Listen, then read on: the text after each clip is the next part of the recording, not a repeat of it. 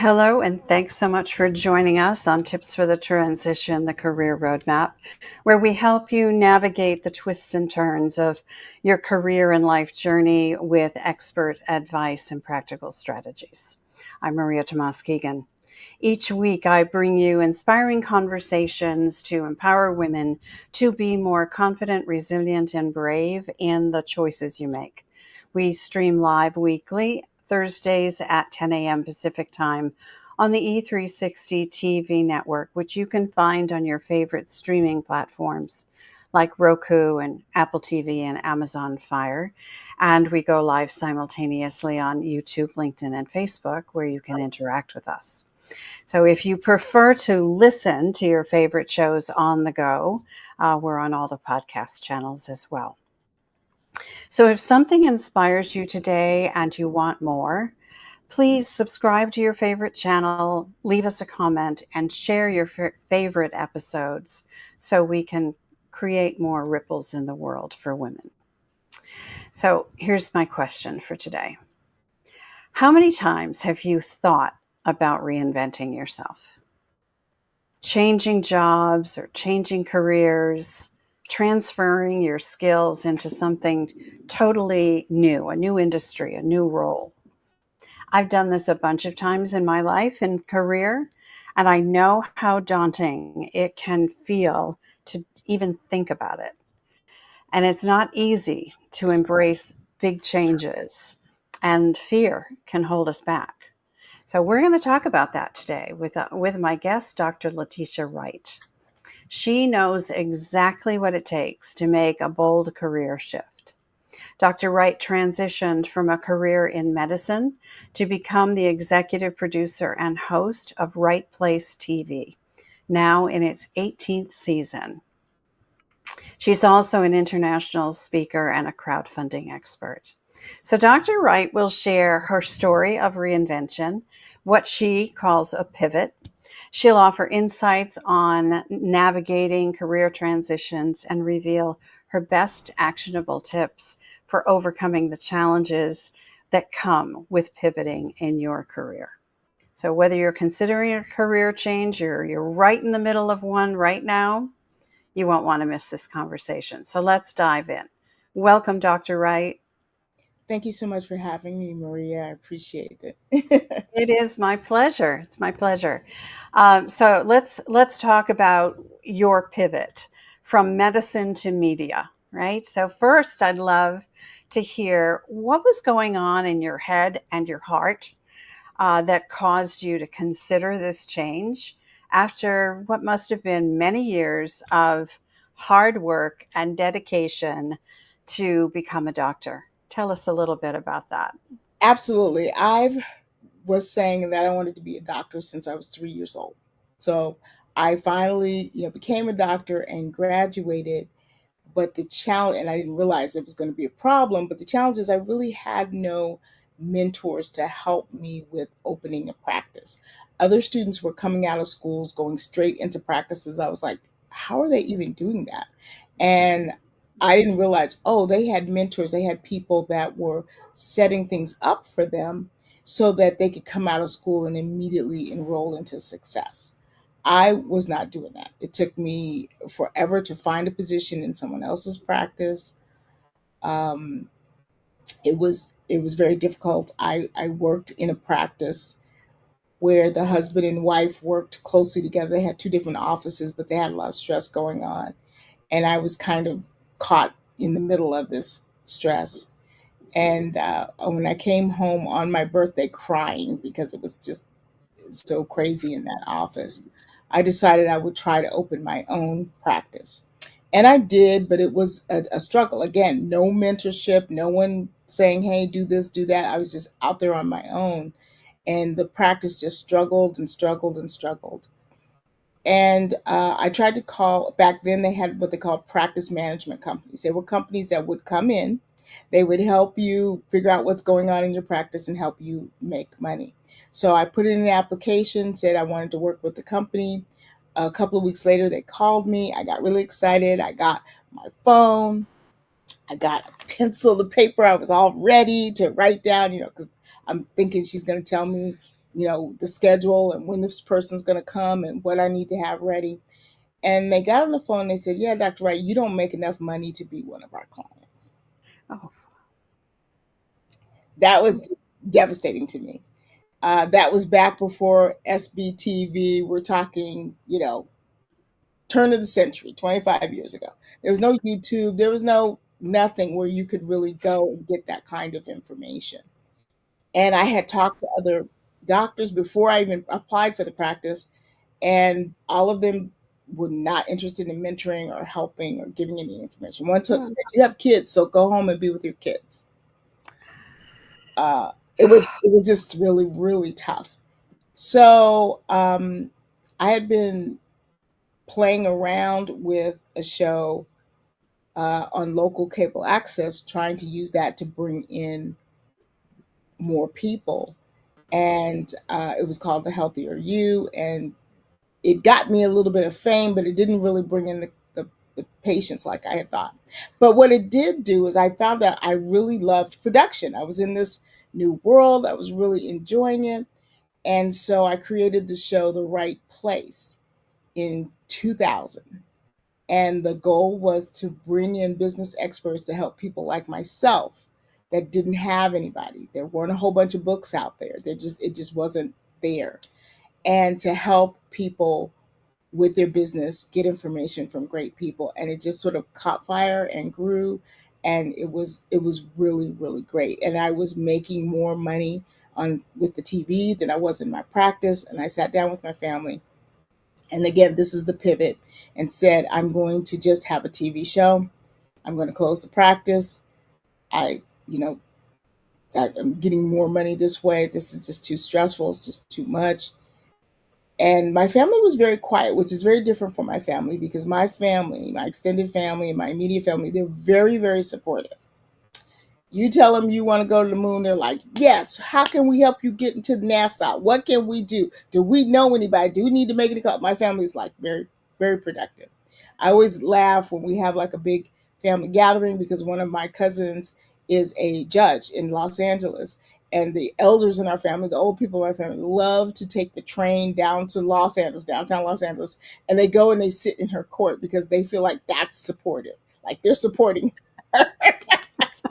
she'll she'll take him in on a break and give him a little tour and all of that. But they feel like they're supporting. Um, so my family was strangely very, very quiet. Nobody said no, don't do it. Nobody said anything. They were just really, really quiet. I don't know if they thought I was having a breakdown. I don't know, I don't know what they thought. But I made the pivot, and the TV show became successful much more quickly than my practice ever had. hmm. And very, very quickly in the second year, it was in the black and it was making money. And money was coming in, from month Yeah. one. I Yeah. called who I knew in business and said, "Hey, Maria, would you like to sponsor this show? This is what we're doing." And people were like, "Yeah." So at that time, again, there was no YouTube. This is pre YouTube. So getting on TV and getting in front of people was difficult for an average business. And so I had created this space where they could do that. And people really loved it and really took to it. I love that story.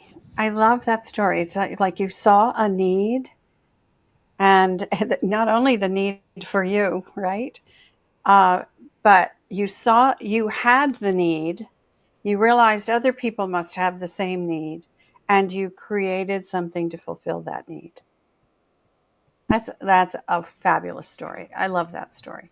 So I've just had a lot of fun with Right Place TV over the past 25 years. It said, I know my bio says 18 seasons. I do need to correct that. We've been on the air since 2000. So we're coming up on our 25th year. Wow. And so Wow. I am very, excited about, where we've come from, where we are now. Now we're on Roku, Amazon, and Apple TV with our own channel. So I can really, before, when you're on someone else's channel, you have to kind of go by their rules and do what they say to Yeah, do. we have to evolve, right? We Right. have total Yeah, freedom here. And I'm really enjoying it. So that's that's really the fabulous. first really deep pivot that I made. And Okay. So again, my family wasn't super let's supportive, but they weren't blocking it either. So Oh, okay. Yeah. So, all right, let's talk a little bit about um, what advice you might have for someone who is hearing your story right now and thinking about a potential pivot for them. What advice would you have for them as kind of starting out? So I would definitely think about the happiness factor because that's a big deal. A lot of people discount it. Oh, you don't have to be happy, you just need to do the work. But you do have to be happy in your work. And you may have grown and may have changed. And what made you happy 5 years ago may not be doing it for you anymore. And so, if the pivot is going to bring you more happiness, more personal joy, I would say really pay attention to that.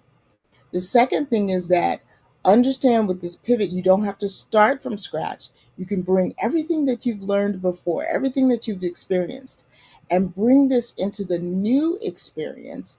And that way you're starting two, three, four, five, maybe 10 steps up instead of starting at the bottom. So when you think of a pivot is not starting over. A pivot is just that it's a pivot, and you're going to bring your knowledge, your expertise with you. You don't have to throw away everything you've learned in order to make this next pivot. And when you're able to keep all those assets, the mental assets, the things that you've bought, all the things that you've added in, you're able to keep those and kind of reuse them in your pivot, then you can see that it won't take you long to be successful in the new pivot because you've got more with you and you'll be happier.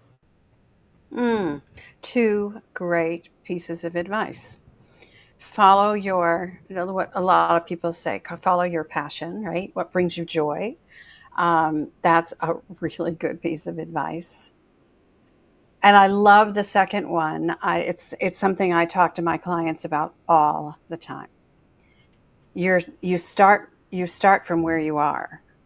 You don't have to give anything up.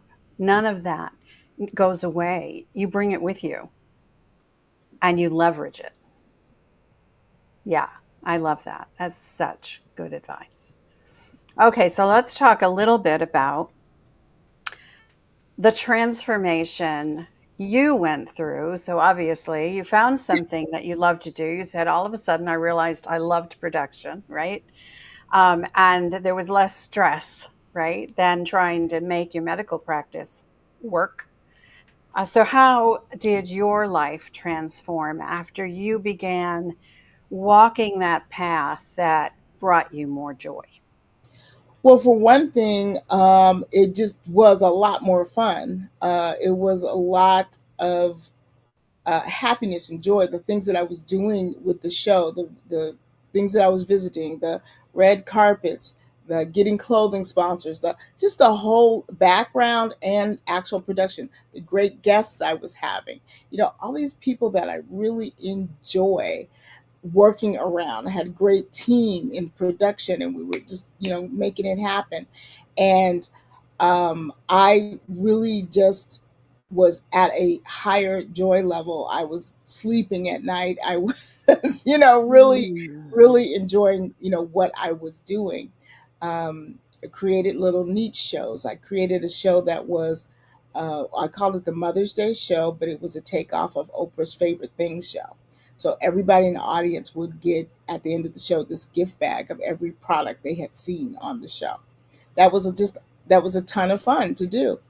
And the last year of it, I even made my dad come one year because people kept making these little remarks of, I know you don't have a good relationship with your dad, but you should do a men's show. So I was like, number one, I have a great relationship with my dad. My mom and dad were still together. They were together until he passed away, and so I made him come out so that I could show, hey, my dad is here and he's supportive. But men don't like that kind of show. They don't respond in the same way, and they're just not interested in it in the same ways. There's ways to do it, but not exactly the way I did it. And my shows are basically geared towards women in business. Not that we don't love men in business, but that's who I was speaking to. And we just had just a really good time.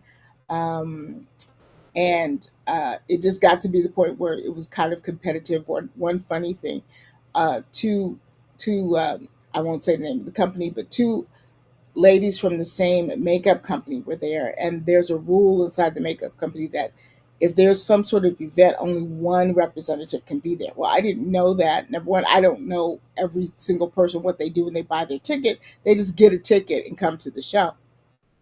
So they're duking it out on the grass, and one of my assistants comes out and says, "We got a problem in the front." And then they were mad at me because they felt like I had invited both of them. And I'm like, I had zero idea of what you guys do. You guys are gonna have to figure it out. So that was kind of the last year we did that. I was like, I can live without the extra hassle, but it was very fun. And I think people knew what the first year and the second year, people knew what it was. So as soon as the tickets came available, they were sold out. And you were helping other people through the content of your show to do some of the things that you struggle to do, which is brilliant. It's brilliant. Absolutely. Yeah. All right. So I know as well as you do, because I've had a few of these pivots myself. I call them reinventions because they're more than a pivot for me, but they tend to be messy, right? These are messy times. They're filled with doubt, with stress, with anxiety, lots of those things, right? All of those emotions come bubbling up to the surface, not quite sure what to do with them. Yes. So, what are your thoughts about how to find what I call harmony? A lot of people call work life balance when Mhm. we're going through a time like this. Well, I'm going to tell you, it's really paying attention to your own mental and emotional and physical health, your spiritual health. You're taking that into huge consideration before you try to dish out to everyone else. Right Mm, now, my family is going through a big pivot. We have a big project that we're working on, extended family. There's a lot of working, moving pieces to this, and we're almost there. We're almost there. And I noticed that I just felt super emotional over the summer. It was like I could just, you could just tell me, "Oh, my kitten got hurt." I would be crying. I would just be like, it was just like so much built up. So making sure I take care of myself, making sure you take care of yourself during this pivot is very, very, very important. It may feel selfish, it may even sound selfish, but just telling people, no, I cannot handle your stuff. I've got to handle my stuff, and making sure that you're rested, you're fed, you are not thirsty, you are hydrated. Okay, on the spiritual side, making sure you get your prayer, your meditation in, whatever it is you do. If you're into going to services, make sure you get there. Make sure you do all of those things. You don't start cutting those things out during the pressure of the pivot, because everything is coming from you. And if you are a dry bone, then this pivot is going to be terrible. So mm, making sure that I get my exercise. I have two dogs, and all the things that are going on around, Camp Wright. For some reason, I could only find one leash. And so I kept looking for the other leash, the other leash. Meanwhile, I'm not getting my walks in. I'm not getting my steps in. My dogs are not getting the steps in. Like, it just dawned on me yesterday, go to freaking Walmart and buy a $10 leash and let's get on with it. It's like, yeah. with a leash, other leash will turn up eventually, but what are you doing? You're not Yeah. getting your I, steps in because you're looking for a leash? It was like, That's right. And when it turns up, you'll have 3, and now you'll never have a time where you can't find a leash, right? There's a solution to every problem, right? right. So, You're we try so to right about that. You are so right, Dr. Wright, about so taking care of yourself is the biggest thing. yeah, And I'm having to tell myself that, you know, every day, every all day. the time. Yeah. Yeah. Yeah, we all before we can pour into others, we need to have something to pour, right? And that means filling our cups, right? Yeah, because Making you have to sure pour that from your overflow. Because if you pour from just your cup, then you're down a notch. But if all you right. So pour from you your You Overflow. are you're speaking my language. Yeah, absolutely. Yeah. You fill your cup until it's overflowing and you pour from the saucer. Right. Absolutely. Yeah, love that. All right. So, um there are some misconceptions, I think, about making pivots and shifts, and shifting even into new industries or new kinds of roles. Um, what are some of those misconceptions from your perspective? And why do you think we are often reluctant and afraid to make those moves? I think we're afraid to make the moves because we cannot predict exactly how it's going to come out. We have a vision that we're going for, a goal that we're going for. But when you're doing the same thing over and over again, you can kind of predict that that's what's going to happen. But it's also a little bit of a rut. So saying that I'm going to go do something different means, hey, I have a risk that this is not going to work. And that's a little nerve wracking, especially for those of us who are a little bit of a perfectionist, and we know how to win. We want to keep winning. We don't want to lose or do something that's detrimental to what we have going on. So I think that's a little bit of a concern. I think one of the misconceptions is that you're going to be the same person in this pivot that you were before the pivot. Now, your knowledge and your experience cannot be taken away, but you definitely are not the same person, and you're not going to have the same exact roles that you had before. Your role is going to change.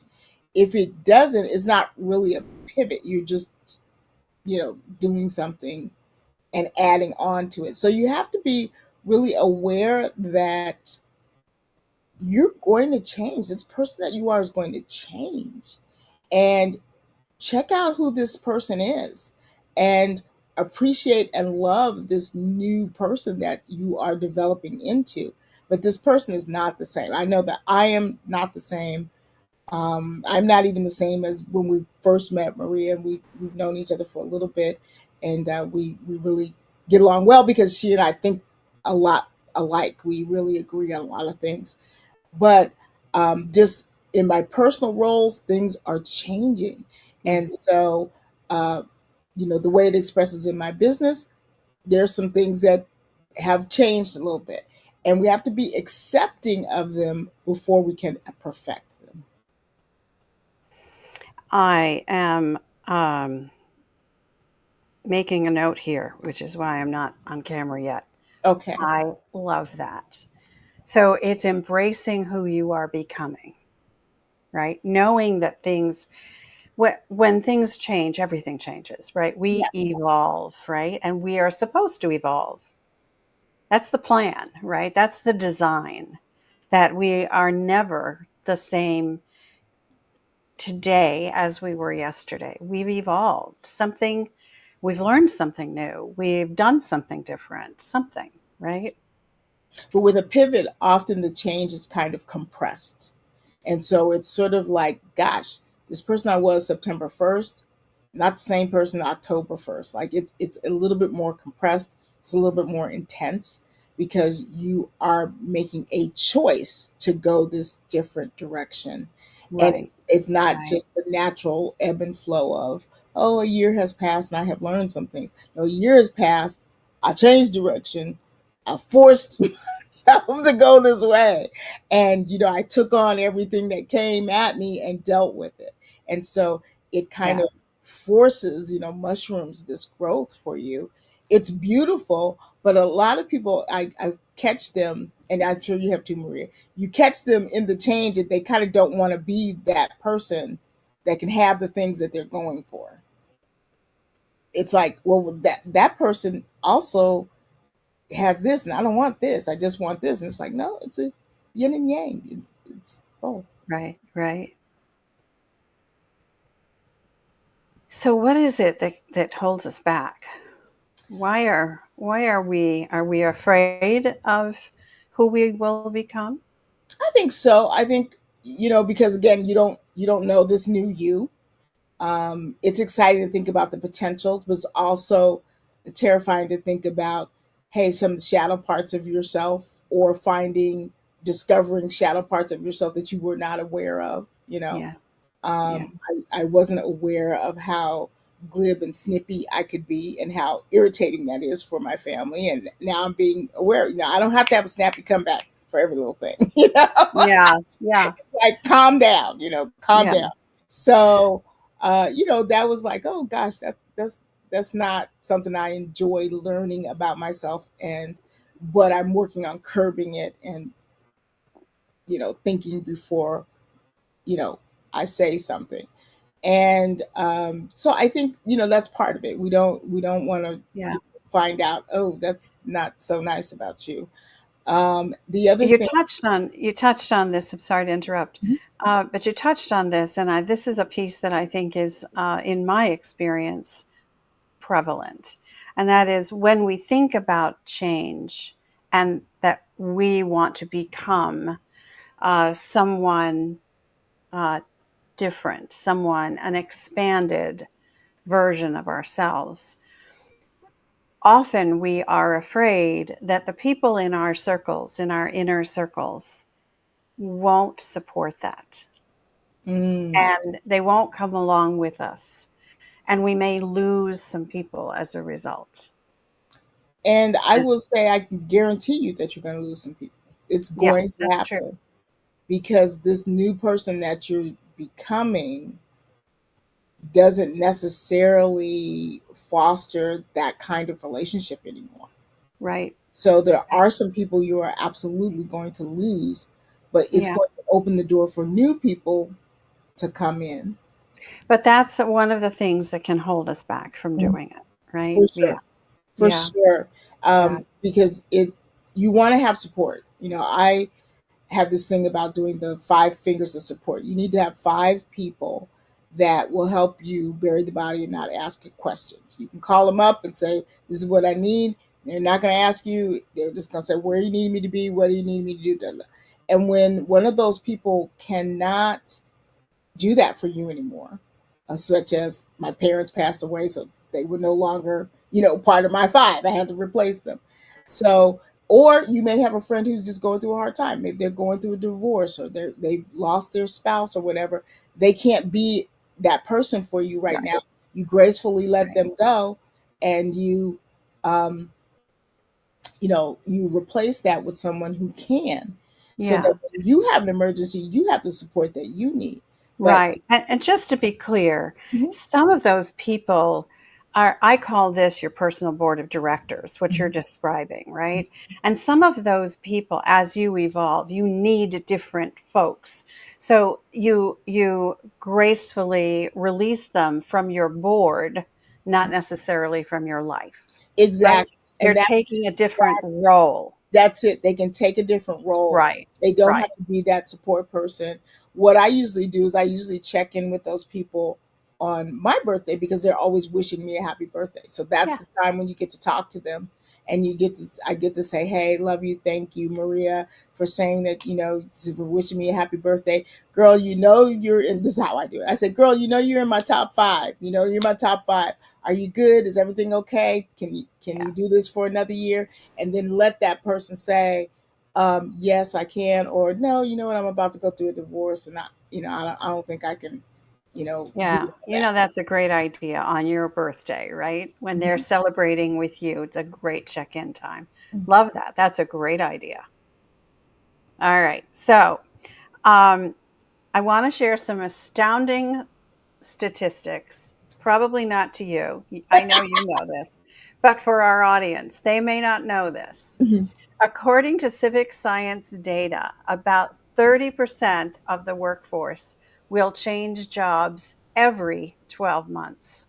Wow. I was astounded by that. I did And not. more than one third of employed Americans are searching for a new job. Now, I know this to be true. That makes a very competitive job market Mhm. in the work that I do with career coaching. Mhm. This makes it very tough for people who want to make a pivot, right? Who are gainfully employed, not happy at what they're doing. The market is flooded. So, what advice do you have for someone who is considering whether or not to make a shift or a pivot at this time? Well, I would definitely say career wise, you really, to me, I think it's a time to work with professionals like yourself to make sure that your resume, everything is in top condition so that as you look job hunting, you're looking at the top. This is not the time to do it yourself. It's time to bring in some help, make sure that resume is clear, make sure that you're shining the way you should shine. Because if there's a whole lot of competition, you've got to be above that competition, which means bringing in a professional to take you to that level. So that's number one. I know as an entrepreneur, a lot of people say, "Oh, well, just start your own business." I do want to say with this caveat, many people try to start their own business doing exactly what they did for their job, forgetting about the infrastructure inside their job, their employment, their place of employment that allows them to do the job. And when you start as an entrepreneur, you don't have that level of support and structure. You haven't built all of that. So unless you're ready to build all of that, it's going to be very, very difficult for you to do the exact same thing that you did in your jobs. So quitting and just saying, I'm going to start my own business, you want to modify it a little bit and modify your expectations. I've worked with a lot of people who have decided that they're going to do what they do in their own jobs, and they're upset about the amount of money they have to put in to get their business going. They're upset about how long it's taking. They thought that they were going to quit their job and they were going to start. And they thought 30 days later there was going to be a check, and it doesn't work like that. So I would caution you against just saying, I'm going to start my own business without taking into consideration the infrastructure that your job allows you to have in order to do your job. That's so good. Planning. You got to plan, you got to have an exit strategy if you're going to leave the corporate environment where you have that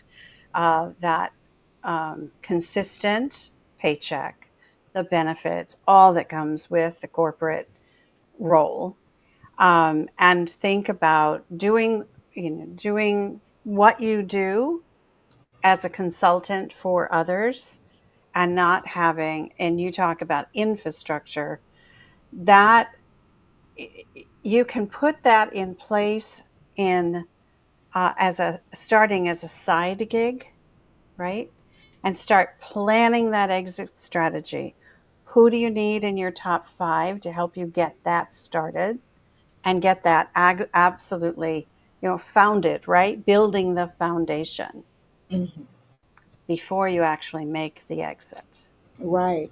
Because I had Saving money so you have time. You have 6 months would be a great number, right?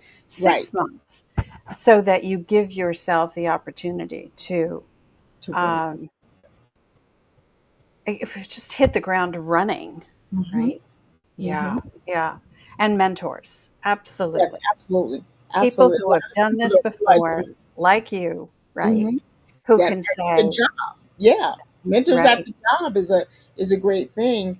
And I had a client that when we really got into it, I think he did not realize how much he had an advocate at his job that was helping to make things happen, helping to push the career and bring in the people. And then he left and wanted to start his own business, and that advocate wasn't there anymore, and he was missing that. And we kept saying, well, where did these you know people, these clients you had, come from? And he kept saying, oh, they just heard about me and they just came. But when we dug deeper, that wasn't really the process. Really, the process was there was someone in the company sending these people to him. yeah, That's a different ball game. yeah, yeah. So, eyes wide open is really what we have to have, right? We can't have blinders on. We got to understand what are the risks and what are the rewards, right? And what are we giving up and what are we getting? And that whole, it's a using a decision tool to help you figure out when and where and what, right? And not just a Uh, decision tool, but also a professional to really yes, talk to, yes, because yeah, I think that most of us cannot get the real juice out of the tools without having a professional there to say, "Hey, this is the deeper meaning of this," right, to interpret it, to right, interpret it. So there's a lot of yes, stuff you can find online, and that's all good. But I say really work with a professional so you can really yeah. take it to the next level and get what you need to get. And they're a professional, not you. You didn't study this; they did. I build a tool like that for my clients, right? A matrix to a decision tool that will help them just figure stay, go, now, later, right? Mhm. And make some hard choices, but it's all awareness first, right? Building Yes. awareness about what all the possibilities are But and with what talking with all the you, pitfalls are, but with right? talking with you, they can sort of make that matrix a really personal tool, and you can give them insight. Well, for you, this is going to be this. And Yeah, so that's why I say they need to talk with you, not just use the yeah, tools. yeah, right. Yeah. Okay, so a little bit of a nice segue here to my next question for you. Um, I want to tap into another area of your expertise, if I may. As a crowdfunding expert, you work with people looking to launch companies. So, those people who want to move out of corporate and start their own business, Mhm. launch companies, or bring products to market. They may struggle to obtain traditional funding.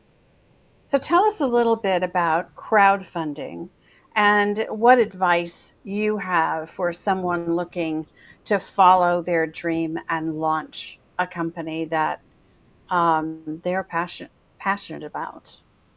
Well, thank you for giving me this opportunity. I love talking about crowdfunding in business. Okay. When you're launching, crowdfunding can be very helpful. And also for those of you who have a business that's thriving, flowing, and you just want to expand. The crowdfunding offers an opportunity to have money come in without creating more debt. You're not getting a loan, you're not qualifying for it, they're not checking your credit.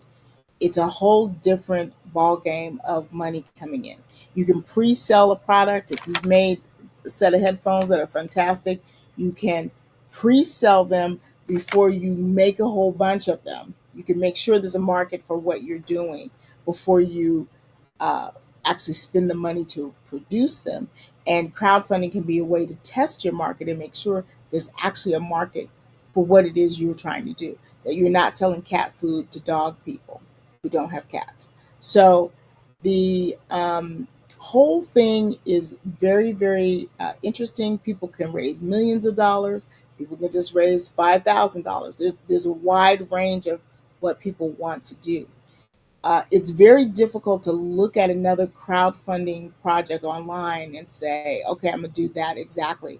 Because there are a few things that you cannot see.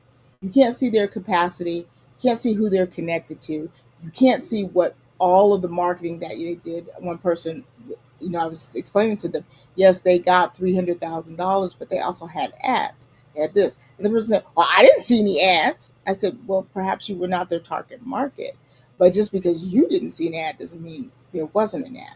So many people are telling you how much they made on a launch or how much they got coming in without telling you how much they actually spent.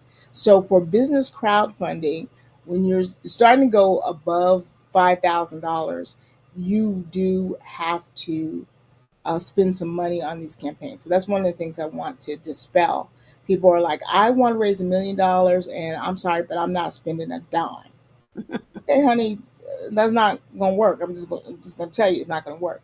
I've been working with crowdfunding since 2010, since right before President Obama signed it into law.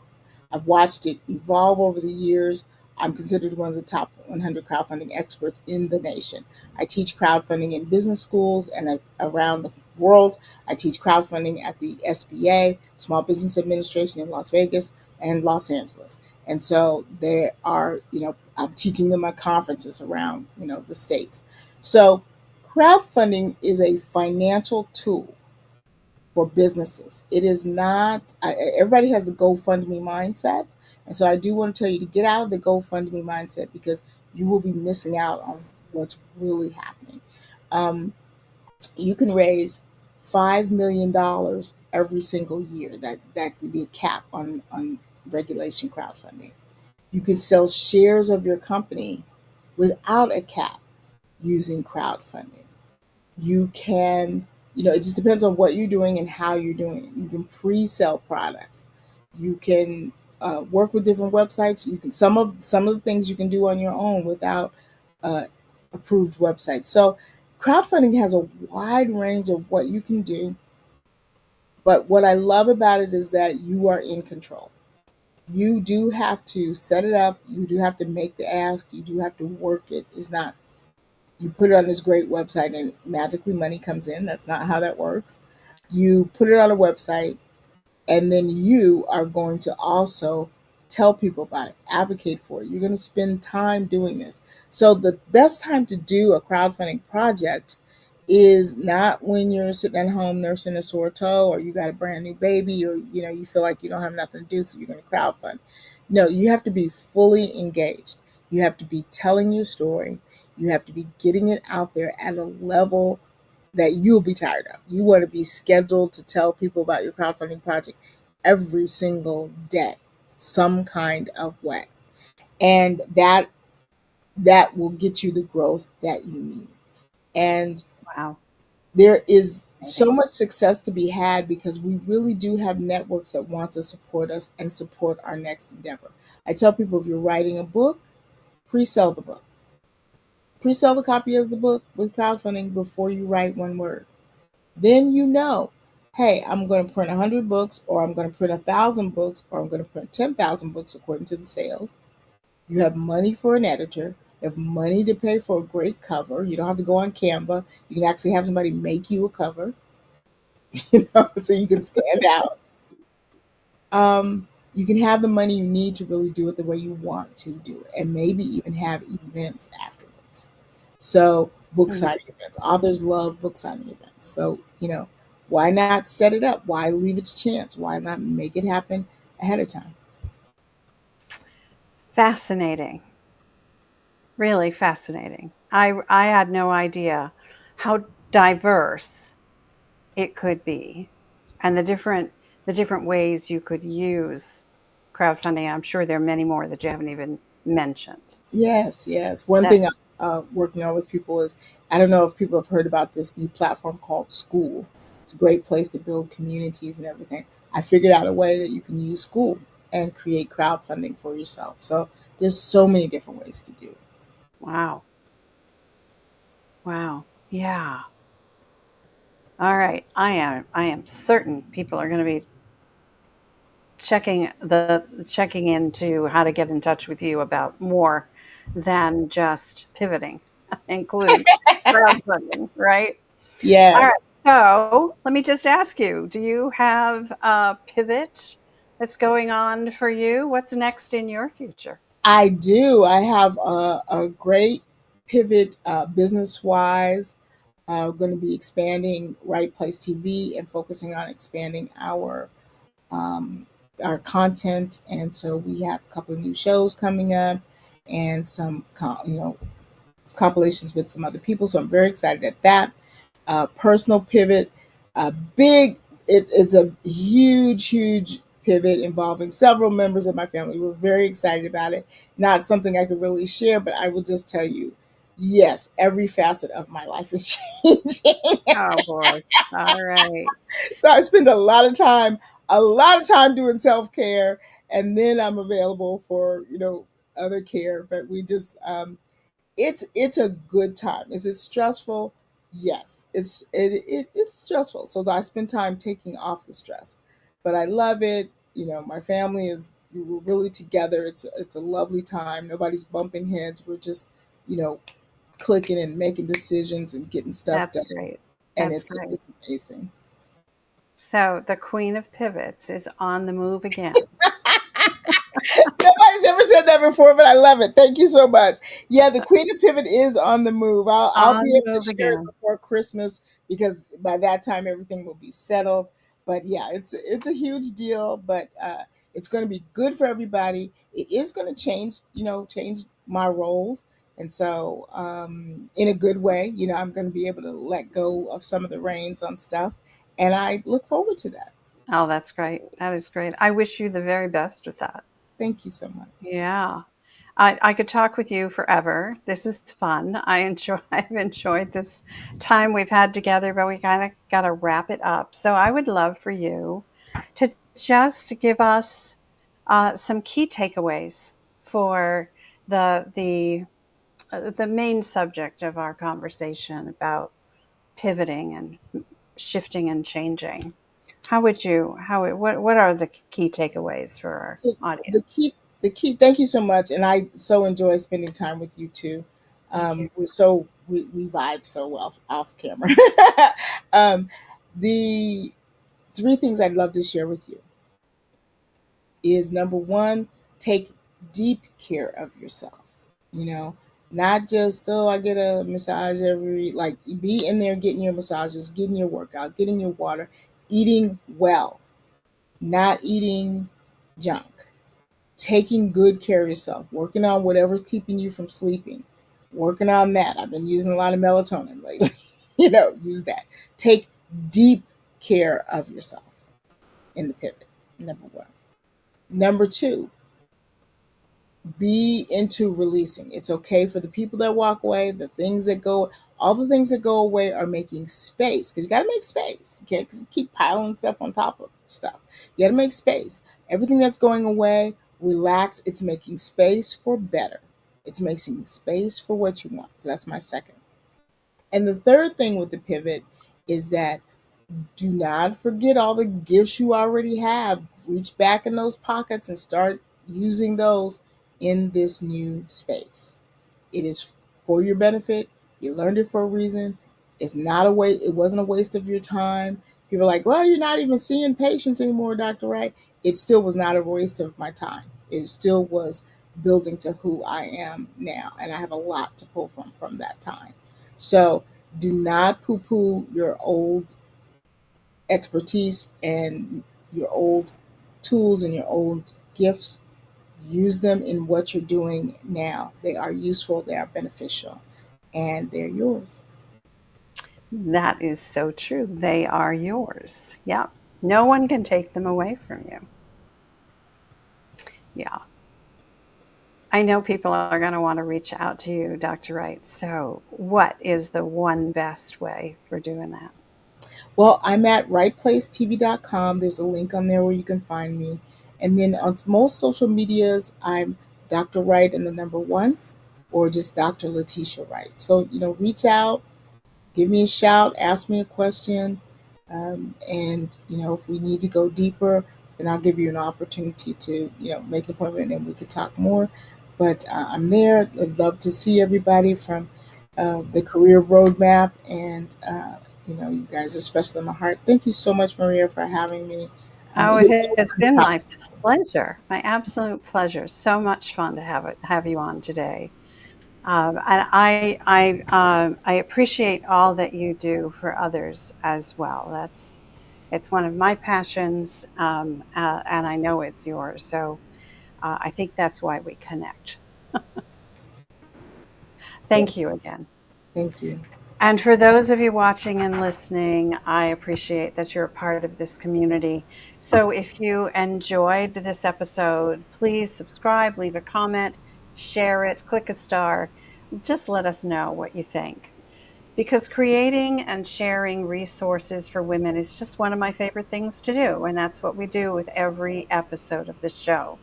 Another favorite thing is being a career and life coach for women navigating challenging times and helping them get unstuck, explore new possibilities, and find the harmony in their lives and careers. So, if something in this episode resonates with you and you'd like a fresh perspective, reach out, let's talk. The links to connect with Dr. Wright and me are in the show notes below. And then let's meet again here next Thursday, same time, same place, 10 a.m. Pacific time, for another inspiring conversation. Because you know what? I believe it's our time to thrive. So let's thrive together. Till next time, I'm Maria Tomás-Keegan, helping you turn transition into triumph.